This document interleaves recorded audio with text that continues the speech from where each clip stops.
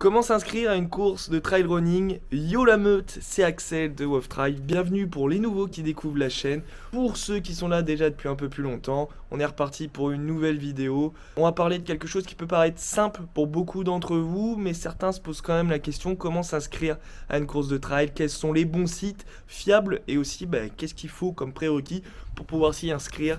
Donc on est parti, mais avant... N'hésitez pas à vous abonner, commenter, liker cette vidéo pour faire grandir la meute de Wolf Trail. Alors dans cette vidéo, on va parler du coup de quelles sont les modalités d'inscription, où est-ce qu'on s'inscrit pour aller à une course de trail, à un site sécurisé, on va dire, un site fiable, puisque c'est vrai que la majorité des courses de trail, et sûrement toutes les courses de trail, sont payantes, donc autant ne pas payer une course de trail qui n'existe pas sur un site, même si je pense pas que ça existe, mais au cas où, moi je vais vous donner les 2-3 sites que j'utilise avec lesquels je n'ai jamais eu de soucis tout simplement. On va passer la plupart du temps de cette vidéo sur mon écran d'ordinateur. Voilà, donc moi j'espère que vous allez bien. On va commencer la vidéo, on va pas perdre de temps et on se retrouve à la fin. Alors on se retrouve sur mon écran pour savoir comment on s'inscrit à une course de trail running. Alors déjà comment on fait la recherche, c'est ultra simple, hein. Vous allez taper course trail 2020, hop, selon l'année dans laquelle vous êtes. Bon là ça va être 2020-2021 forcément. Il y a deux sites qui sont vraiment hyper intéressants, ce sera BeTrailRun et Jogging Plus. Moi j'aime bien BeTrail parce que je trouve la présentation plutôt sympathique. Selon l'explorer que vous utilisez, que ce soit Google Chrome ou Dia, des fois vous pouvez ne pas avoir accès à ces sites-là parce qu'ils utilisent des pubs. Donc vous avez des bloqueurs qui ne vous permettent pas d'y accéder. Ça peut arriver, moi ça m'est arrivé quelques fois, c'est pour ça que je vous dis ça. Donc déjà vous avez une carte qui vous présente le nombre de courses qui peut se retrouver dans la région. Et ensuite, là vous voyez que tout est annulé parce qu'on est en période de Covid, voilà, mais ça va pas m'empêcher de faire la vidéo.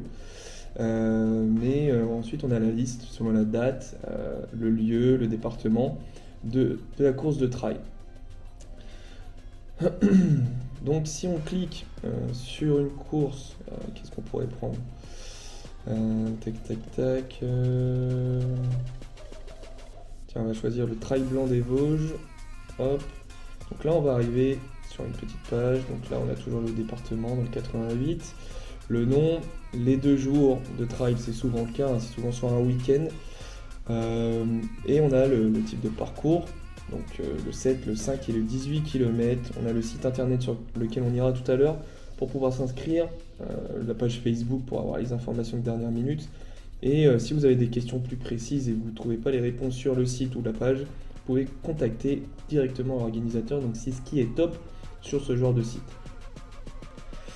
Ensuite, vous avez les infos particulières selon la distance que vous voudriez faire. Vous avez l'endroit sur la carte. Si vous voulez voir un petit peu ce qu'il y a autour, les hôtels pour pouvoir vous héberger et tout ça, les trails à proximité et aussi dans le temps selon le calendrier, celles qui seront le plus récemment après le Trail Blanc des Vosges. Donc si on va sur le site, donc vous allez avoir forcément les informations encore une fois et les inscriptions là sont ouvertes actuellement. Donc on va aller directement dessus. Là on a les infos. Donc le 7 km avec les mineurs autorisés, les 5 km. Vous avez le prix. Je ne l'ai pas dit juste avant, mais on l'avait déjà ici normalement. Voilà. Donc forcément la majorité des courses de trail, je pense même toutes les courses de trail, on va avoir une certaine somme. Donc 11 €, ça peut être moins, ça peut être plus. Là on voit 18 km, 21 €. Selon la distance, c'est plus long, mais aussi selon l'organisation, surtout selon l'organisation, s'il y a des lots à la fin, voilà, tout ce qui peut être mis en place. Et aussi, il y aura, on va dire, le cachet de la course de trail, hein. Forcément, si vous allez faire la course du Mont Blanc, l'UTMB ou toutes ces variantes selon la distance, le prix sera un peu plus cher parce que voilà, c'est une course en plus notée sur l'ITRA. Ça, on en parlera sur une prochaine vidéo. Donc une course un peu plus huppée, un peu plus classée, qui fera que le prix sera un peu plus élevé. Et on aura, du coup, je trouve le plus important quand vous allez sur les sites, au-delà du prix, des informations et tout ça, c'est vrai que ça c'est important. Mais tout ce qui est important d'emporter avec vous, on aura souvent le fameux certificat médical, d'accord, juste ici. Il y aura des courses qui ne le proposeront pas. Moi j'ai participé au trail du Téléthon sur la région nantaise, il n'y avait pas obligation de faire le certificat médical. Par conséquent, il n'y avait pas aussi de chrono, parce que voilà, c'est un trail caritatif, donc ça peut arriver une fois de temps en temps qu'il n'y ait pas de certificat médical de demander. Si vous cherchez un peu plus, là souvent vous avez en fait le matériel que vous devez emporter avec vous. Là je le vois pas clairement parce que je pense que c'est surtout des petites courses, donc là c'est plus classique. Si on va sur une course peut-être un peu plus grosse, tac tac, qu'est-ce qu'on va avoir d'intéressant? Tiens, la course de Père Noël, justement, les herbiers, celui que je voulais faire, je voulais pas faire le 133, je voulais juste faire le 11 ou le 24, je savais pas trop encore, mais bon, annulé. Si je clique sur, qu'est-ce que m'offre le site, sur le 133 km, pas grand chose comme vous pouvez le voir. Après ce sera surtout sur le site de la course. Donc si je vais sur la course du Père Noël, donc là ils vont me dire que c'est annulé forcément. Donc là vous voyez c'est affiché quand c'est ITRA. Il y a différents niveaux d'ITRA comme je l'expliquais. On le verra dans une prochaine vidéo. Et si on télécharge le règlement, normalement vous avez la liste. C'est vrai qu'il devait avoir sur le Trail des Vosges, en fait j'ai pas bien regardé à mon avis. Mais vous avez la liste normalement du matériel que vous devez avoir. Donc conditions d'inscription et certificat médical. Donc là vous avez toutes les conditions qu'il doit avoir, les modalités d'inscription.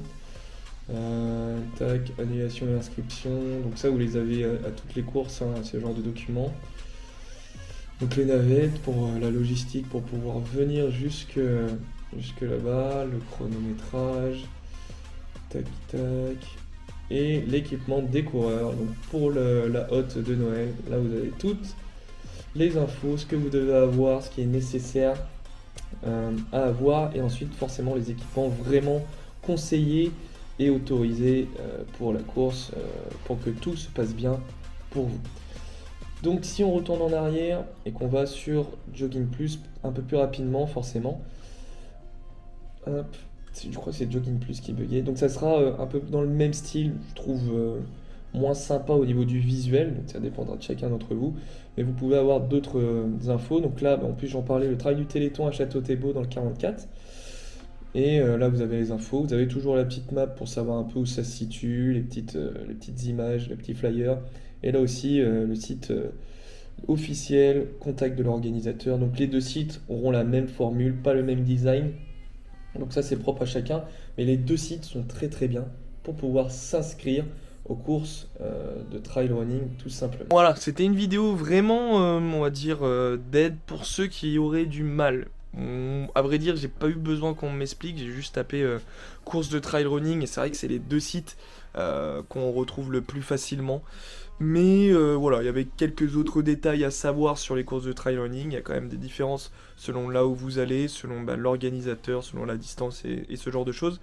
Donc je tenais à le partager quand même pour vraiment les très débutants ou ceux qui se poseraient la question dans l'avenir. Bon là normalement quand la vidéo sort, je suis à quelques heures de partir à l'étranger.